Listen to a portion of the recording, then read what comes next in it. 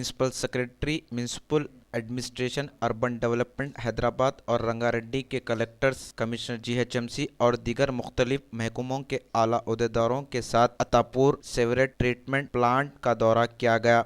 हर महकमे से तफसीली बातचीत की गई। प्रिंसिपल सेक्रेटरी ने बताया कि हाईकोर्ट के मुताबिक मूसा नदी के प्रोजेक्ट का जायज़ा लिया गया और वहां जारी सुस्त काम पर उन्होंने ओहदेदारों को हिदायत दी कि काम को जल्द अज जल्द खूबसूरत और रिनोवेशन में मुकम्मल कर लिया जाए और अतराफ नाजायज़ काबिज़ीन को भी बर्खास्त किया जाएगा। इससे पहले मूसी के बारे में तरह तरह के डिपार्टमेंट, तमाम डिपार्टमेंट अलग अलग रूप से काम करते थे।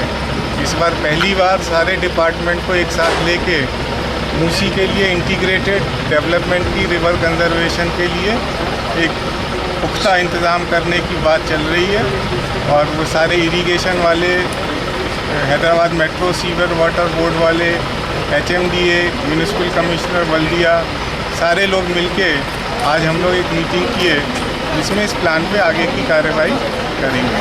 सर, ये मूसा नदी जहाँ तक जा रही है वहाँ पे पूरा नाजायज़ कागज़ीन भी जो बैठे हुए हैं, उसके लिए सब आपको इलीगल जो कंस्ट्रक्शन हुए हैं उसके लिए तमाम कलेक्टर्स भी थे, तो वो लोग भी अपने उस पर कार्रवाई करेंगे आगे वॉल्टा एक्ट में, तरह तरह के एक्ट में।